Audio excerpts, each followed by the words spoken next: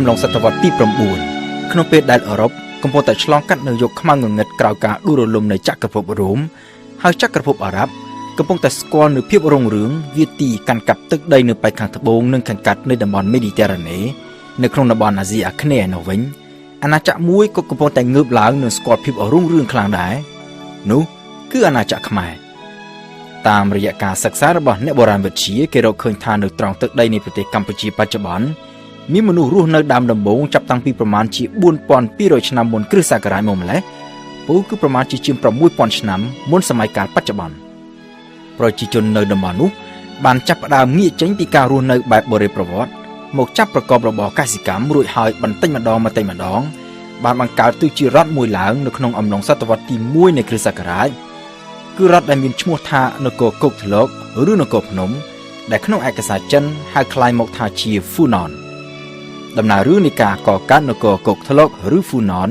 ត្រូវបានគេដំណាលជាលក្ខណៈរឿងព្រេងនិងមានកត់ត្រាទុកនៅក្នុងសិលាចារឹកនិងនៅក្នុងឯកសារចិនតាមដំណើររឿងព្រេងនៅក្នុងទំនៀមទម្លាប់ប្រពៃណីខ្មែរ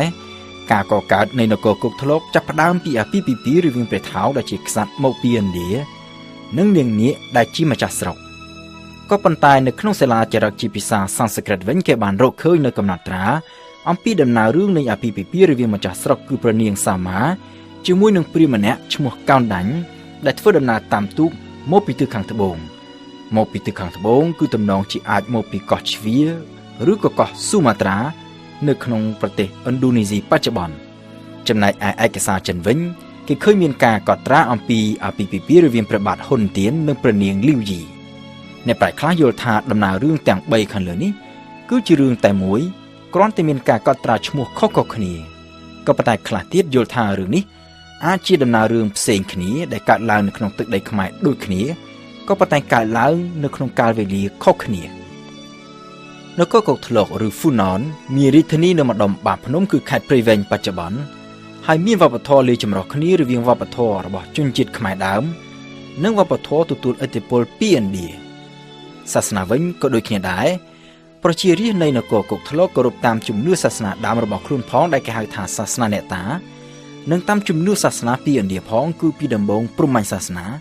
និងបន្តមកទៀតពុទ្ធសាសនាហ្វូណនតាំងពីទៅគឺជាអាណាចក្រមួយដែលមាននគរច្រើនជាចំណុះនគរទាំងនោះគ្រប់គ្រងដោយក្សត្រផ្សេងគ្នា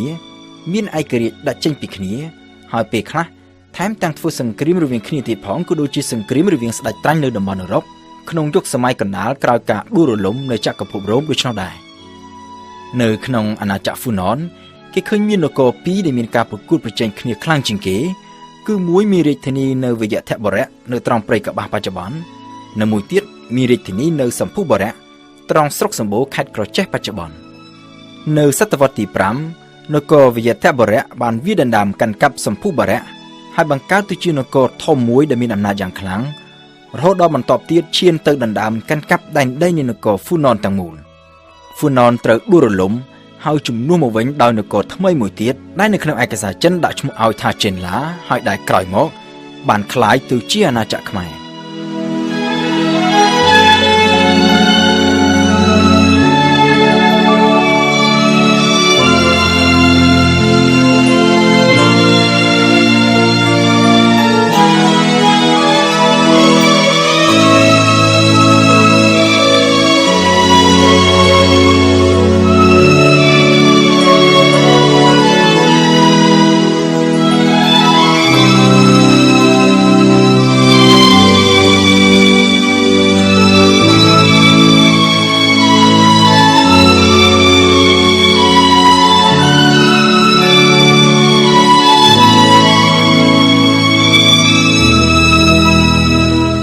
សតវត្សទី7ក្រោយការចូលទីវង្គតរបស់ព្រះបាទជ័យវរ្ម័នទី1រាជាណាចក្រកម្ពុជាដែលចិនហៅថាចេនឡាត្រូវបានបែកជា2នគរដោយការពីសម័យហ្វូណនវិញគឺនគរវយធបុរៈដែលចិនហៅថាចេនឡាទឹកនិងនគរសម្ភុបុរៈដែលចិនហៅថាចេនឡាគោចេនឡាទឹកមានទឹកដីនៅម្ដុំកម្ពុជាក្រោមសពថ្ងៃចំណែកឯចេនឡាគោមានទឹកដីនៅត្រង់ម្ដុំប្រទេសកម្ពុជាសពថ្ងៃហើយលាតសន្ធឹងរហូតទៅដល់ជួរភ្នំដងរែកនៅប៉ែកខាងជើង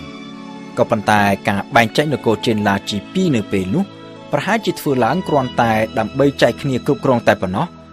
ដោយជិនឡាទាំងពីរមិនមែនជាសត្រូវនឹងគ្នាដូចជាការពីវិយធបុរៈនិងសម្ភុបុរៈនៅក្រោមសម័យនគរហ្វូណននោះទេរហូតដល់ដើមសតវត្សទី9ជិនឡាទាំងពីរ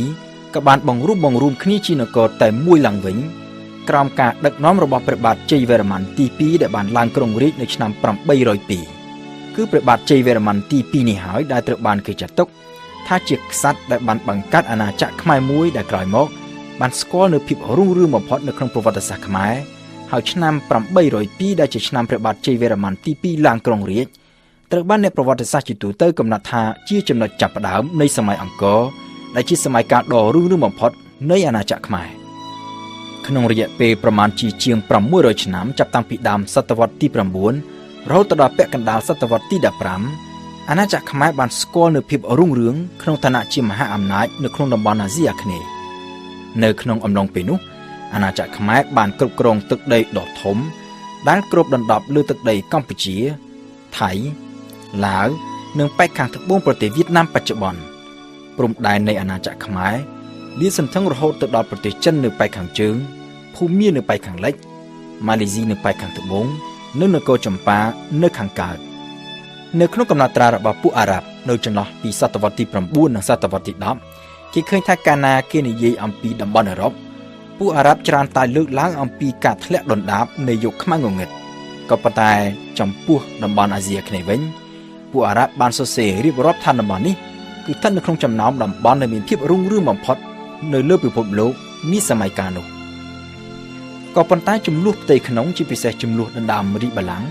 ហើយបូករួមជាមួយនឹងការឈ្លានពានពីប្រទេសជិតខាងបានធ្វើឲ្យអាណាចក្រខ្មែរត្រូវធ្លាក់ចុះខ្សោយជាបន្តបន្ទាប់ហើយទឹកដីក៏កាន់តែរួញតូចទៅជាទូទៅ